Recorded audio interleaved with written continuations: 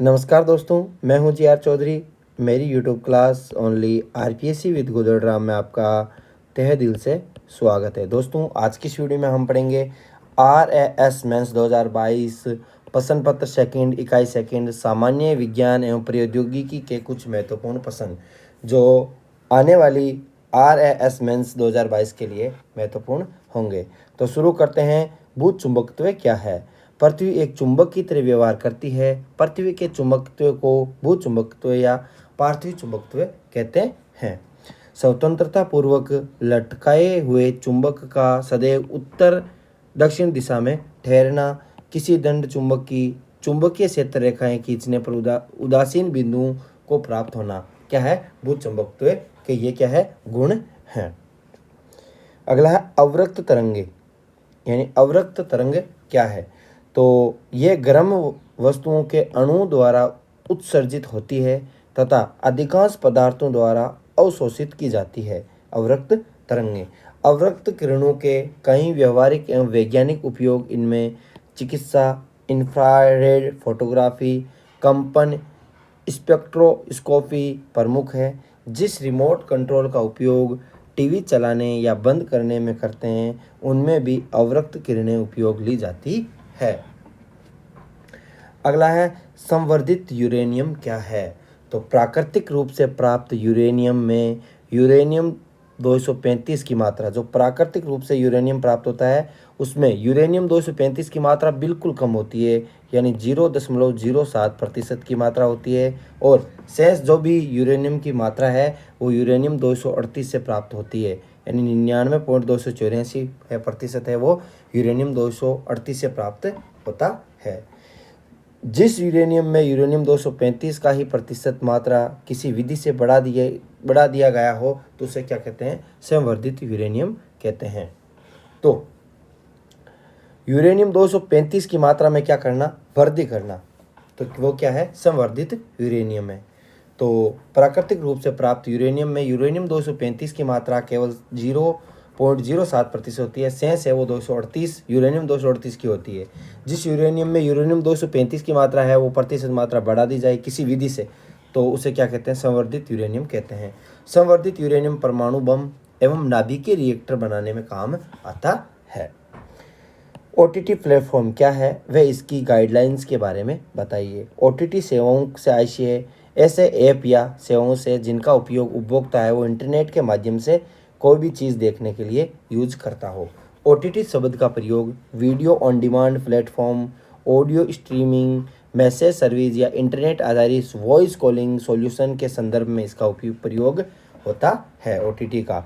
अब दोस्तों, OTT platform की गाइडलाइंस क्या, यानी नियम क्या है? तो ओटीटी प्लेटफॉर्म पर 18 साल से ज़्यादा उम्र के लोग ही एडल्ट कैटेगरी का कंटेंट देख सकते हैं।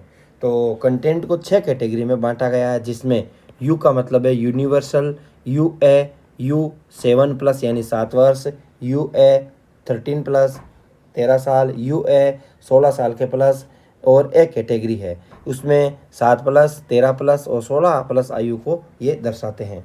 16+ कैटेगरी में हिंसक ग्राफिक्स और शारीरिक शोषण के सीन दिखाए जा सकते हैं, लेकिन इन्हें ज़्यादा लंबा ना खींचा जाए और विभत्स तरीके से ना दिखाएं जाए। ड्रग्स के इस्तेमाल को दिखा सकते हैं, लेकिन चेतावनी के साथ।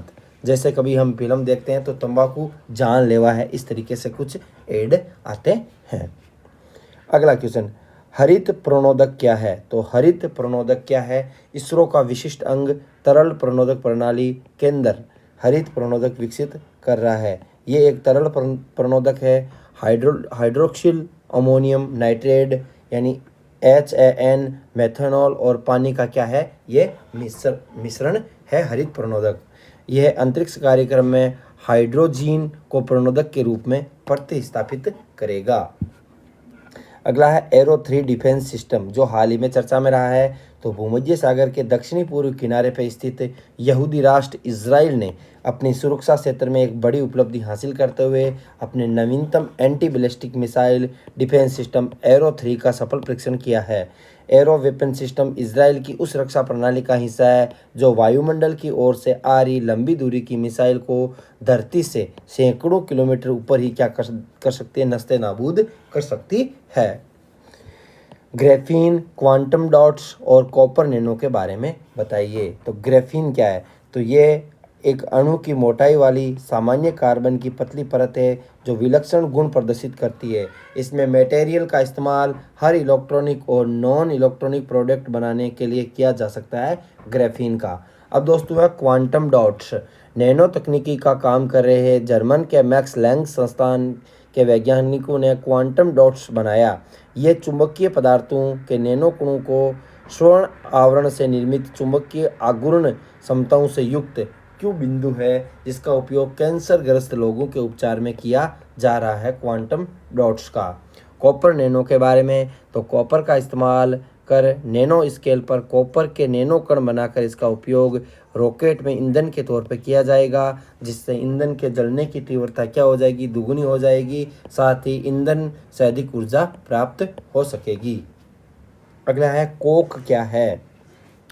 कोक कोयले को वायु की अनुपस्थिति में यानी कोयले को वायु की अनुपस्थिति में उच्च ताप पर गर्म करके प्राप्त किया जाने वाला ठोस ईंधन क्या कहलाता है? कोक यानी कोयले को वायु की अनुपस्थिति में उच्च ताप पर गर्म किया जाता है और उससे जो ईंधन ठोस ईंधन बनता है उसे क्या कहते हैं? कोक कहते हैं। कोक की गुणवत्ता कोयले में उपस्थित अधिक कार्बन मात्रा एवं कम सल्फर मात्रा पर निर्भर करती है। कोक में 80-85% कार्बन की उपस्थिति होती है। उपयोग ईंधन रूप में उपयोगी है। धातु क्रम में अपचायक के रूप में उपयोगी है कोक। दोस्तों वीडियो अच्छा लगा हो तो वीडियो को लाइक करें और चैनल को सब्सक्राइब जरूर करें। Thanks for watching us.